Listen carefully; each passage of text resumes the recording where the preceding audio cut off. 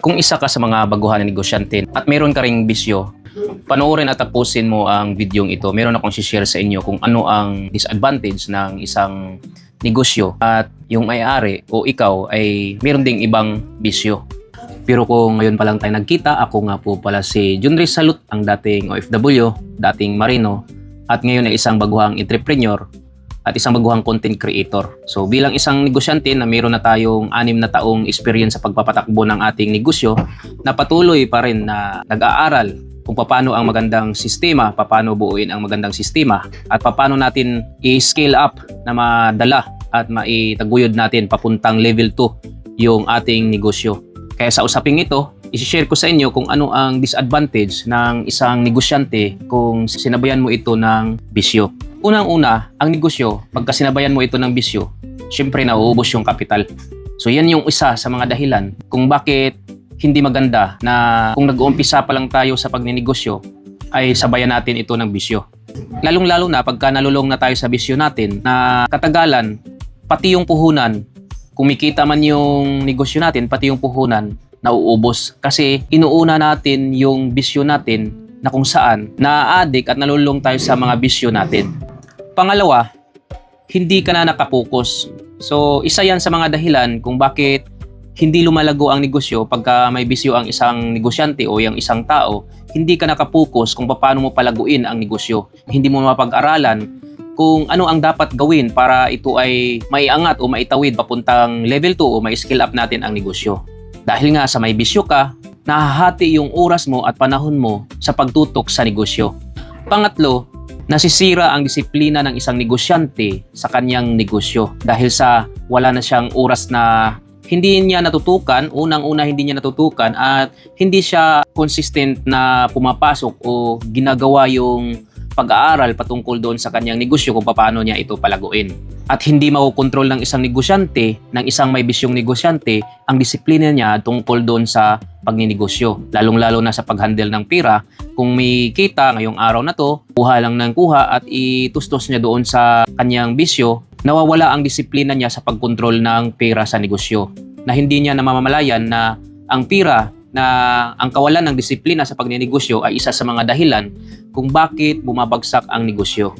At ang pang-apat na disadvantage ng isang negosyante o ng isang tao, kung halimbawang may bisyo tayo, ay maaaring maapektuhan yung kalusugan natin. Hindi maganda yung kalusugan natin. Siyempre kung ikaw ay bisyosong tao, inom kung saan-saan ka umiinom, walang oras, halos araw-araw ka umiinom, at sigarilyo, siyempre maapektuhan yung kalusugan ng isang tao. Lalong-lalo na pagka lagi kang puyat at jumuduty ka pa doon sa trabaho mo, doon sa negosyo mo. So ngayon, ito ay malaking faktor, isa sa mga dahilan kung bakit bumabagsak rin ang isang negosyo. Dahil sa, yun nga, hindi ka makapag-execute ng maayos, hindi ka makapag-isip ng maayos dahil sa ang kalusugan ng isang bisyosong tao ay hindi nasa tamang pag-iisip.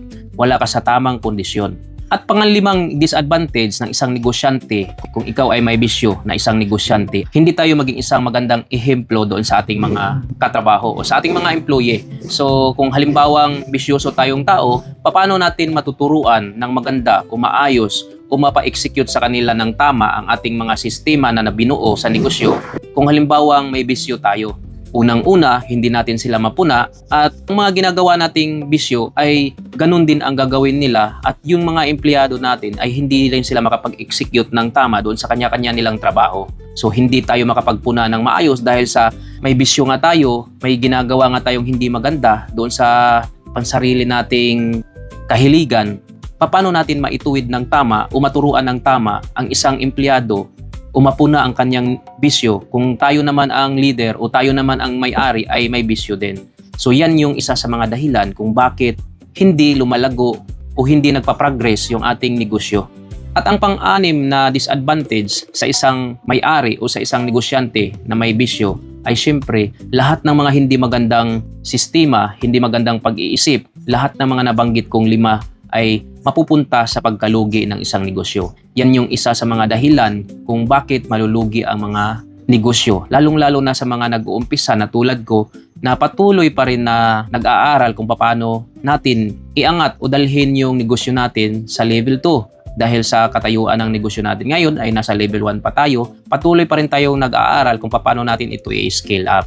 So, lahat ng mga hindi magandang ginagawa natin sa negosyo natin ay mapupunta yan sa pagkalugi. So, yan yung isa sa mga dahilan kung bakit hindi natin maipa-scale up o maitawid ang negosyo natin papunta doon sa level 2. So, lahat ng mga negosyante na bumabagsak doon sa kanilang unang inumpisahang negosyo ay may mga pagkakamali silang hindi nila naitama, lalong-lalo na pagka pinasukan o sinabayan mo ito ng bisyo. So ilan lang yan sa mga dahilan kung bakit nalulugi ang negosyo na sinishare ko sa inyo dahil sa bisyo. Kung may bisyo tayong tao, ay kailangang marunong tayong mag-control na isipin natin lagi na ang negosyo ay may sarili ding buhay yan. So ngayon, kung may bisyo man tayo, kailangan marunong tayong mag-control at huwag nating pakialaman at huwag nating idamay ang puhunan ng isang negosyo o ng isang kumpanya doon sa bisyo natin. Kailangan marunong tayong mag-control. Sabi nga nila, if you cannot control your emotion, you cannot control your money. So, isa yan sa mga dahilan kung bakit hindi nagiging healthy yung ating financial system.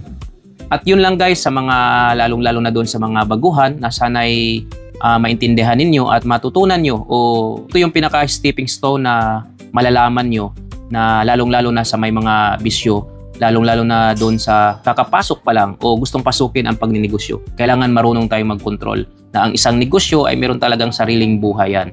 So, paano ito lumago? Kailangang iwasan nating isama o idamay ang puhunan ng isang negosyo. So yun lang guys sa video ko na to. Sana'y may natutunan kayo sa video ito at sana'y nagustuhan nyo ang video ito. At kung meron kayong nagustuhan at natutunan, paki-like, share, and follow my Facebook page at YouTube channel. At pahit na rin ng notification bell para lagi kayong updated sa tuwing may upload ako na video. See you next time. Brum brum. Bye!